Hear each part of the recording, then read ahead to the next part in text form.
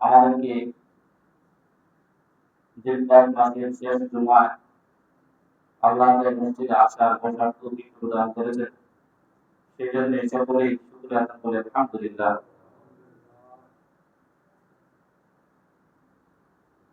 আজকের আলোচনার বিষয় হচ্ছে আমাদের জিলহজ মাস শেষ, আজকে 27 তারিখ, 3 দিন পর চাঁদ উঠবে, অর্থাৎ জিলহজ মাস শুরু হয়ে যাবে। জিলহজ মাসে বিশেষ কিছু কাজ, বিশেষ কিছু আমল সম্পর্কে আল্লাহ আমাদেরকে তাগিদ দিয়েছেন এবং কোরআন কারীমের মধ্যে সূরাতুল হজের মধ্যে আল্লাহ সুবহানাহু ওয়া তাআলা বলেন, সূরাতুল হজের মধ্যে আল্লাহ তাআলা বলেন ওয়াল ফাজরি ওয়া লায়ালিন আশর। একটি কাজকে যখন গুরুত্ব বোঝানো হয়, যখন একটি কাজকে বিশ্বাস করানোর জন্য হয়, আমরা কসম কে বলি আল্লাহ কসম এই কাজটা কি সঠিক। তদ্রূপ আল্লাহ সুবহানাহু ওয়া তাআলা এই আমলটিকে গুরুত্ব দেওয়ার জন্য আল্লাহ তাআলা কসম খাচ্ছেন। সূরা হজের মধ্যে আল্লাহ তাআলা বলেন ফজরের সময়ের কসম, ওয়াল ফাজরি ওয়া লায়ালিন আশর।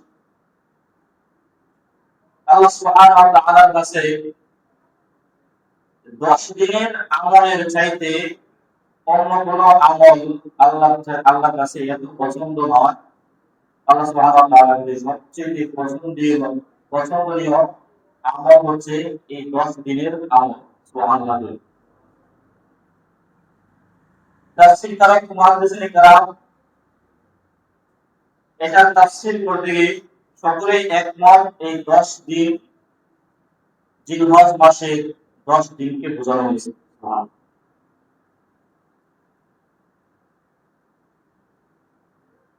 আল্লাহ রাসূল সাল্লাল্লাহু আলাইহি ওয়াসাল্লাম বলেন যে আল্লাহ সুবহানাহু ওয়া তাআলার কাছে এই 10 দিনের আমল সবচেয়ে অধিক প্রিয়। সাহাবায়ে কেরাম আজমাইন রাসূল আকরাম মুহাম্মদুর রাসূলুল্লাহ সাল্লাল্লাহু আলাইহি ওয়াসাল্লাম বলতেছে, আরজ করলেন ইয়া রাসূলুল্লাহ, ইয়া হাবিবাল্লাহ, আল্লাহর পথে জিহাদ করা তার চাইতেও কি উত্তম? আল্লাহ রাসূল বলেন, হ্যাঁ, তার চাইতে উত্তম। তবে ওই ব্যক্তি সম্পর্কে এটা প্রযোজ্য নয় যে ফি সাবিলিল্লাহ, জান এবং মাল দিয়ে যে ব্যক্তি জিহাদের জন্য ঘর থেকে বাইর হইল কিন্তু অবশিষ্ট কোনো কিছু নিয়ে ঘরে ফেরল না, অর্থাৎ ওই ব্যক্তিটা শহীদ হয়ে গেছে, তার কথা ভিন্ন। ওই ব্যক্তি ব্যতীত সকল জিহাদে গেল কিন্তু কাজে হলো জান মাল ক্ষতি হইল না, শরীরের ক্ষতি হইল না, তার চাইতে উত্তম হচ্ছে আল্লাহ সুবহানাহু ওয়া তাআলার কাছে এই 10 দিনের আমল। গুরুত্ব আছে না নাই?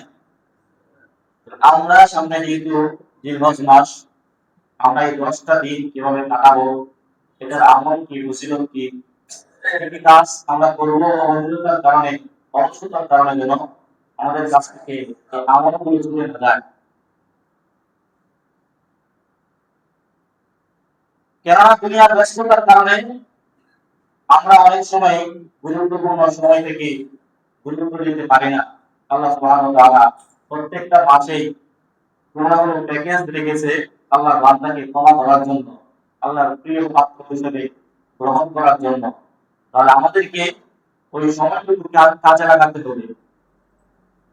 আল্লাহ রাসূল সাল্লাল্লাহু আলাইহি ওয়াসাল্লাম এই 10 দিনের মধ্যে বিশেষ 10টি আমলের মধ্যে সর্বপ্রথম আমল হচ্ছে আমরা কুরবানি, হজ, আরাফা এবং এখানে বেশ কিছু এই 10 দিনের ভিতরে আমাদের অ্যাক্টিভিটিস আছে যেগুলো ইসলামের হৃদয় স্পর্শক এবং আল্লাহ সুবহানাহু ওয়া তাআলার কাছে যাওয়ার জন্য, আল্লাহ সুবহানাহু ওয়া তাআলার প্রিয় পাত্র হওয়ার জন্য আমাদেরকে সাহায্য করবে।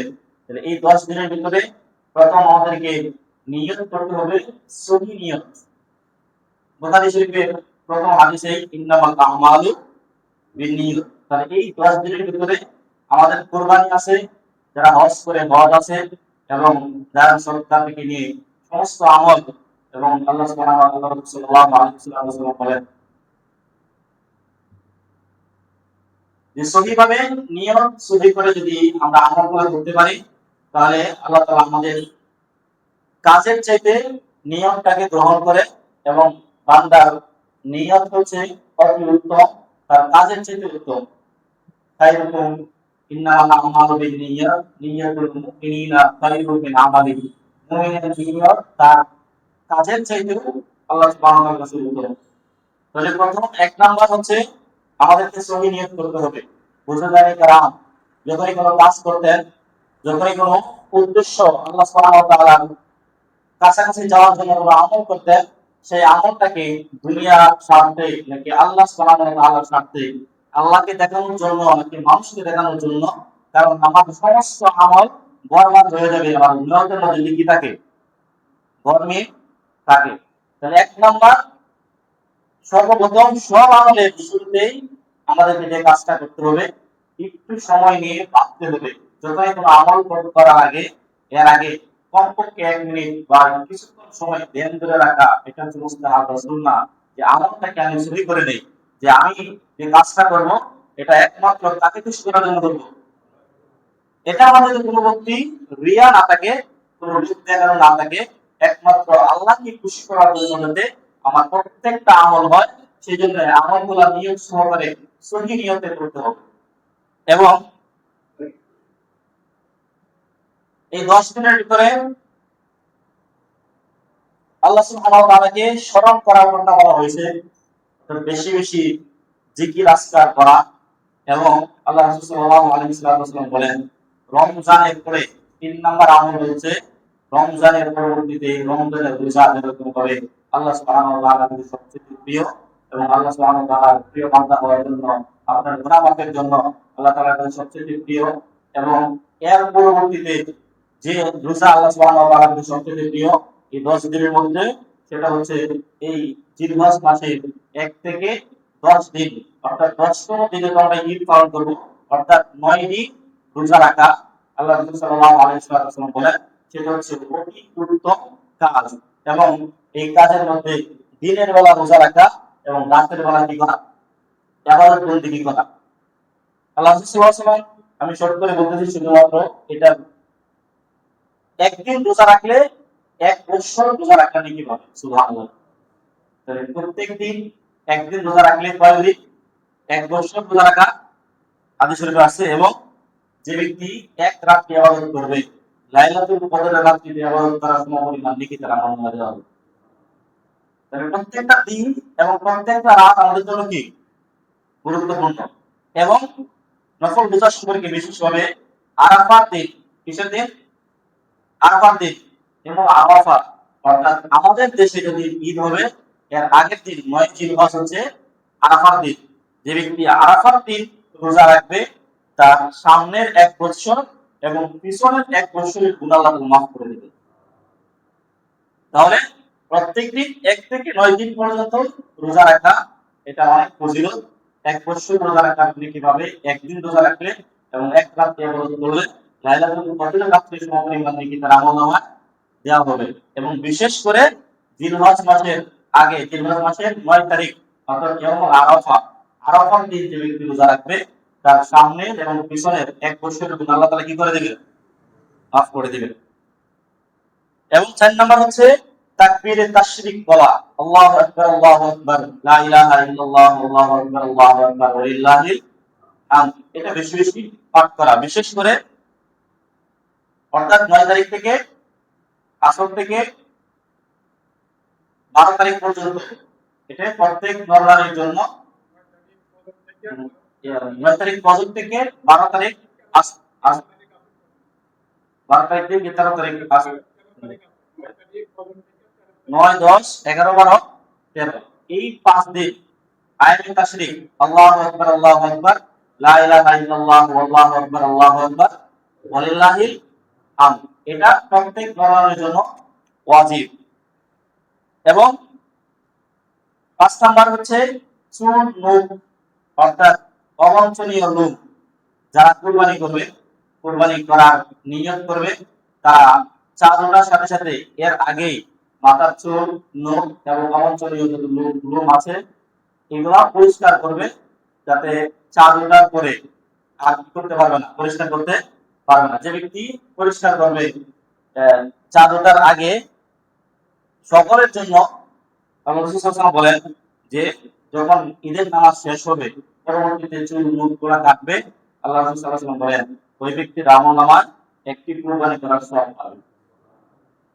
তো এই অ্যাক্টিভিটিসটা আমরা করব যে সকলেই যারা কোরবানি করব তারাও, কোরবানি যারা করবে না তারাও এই আমলগুলো করলে আল্লাহ তাআলা একটি কোরবানি করার সওয়াব পাবে।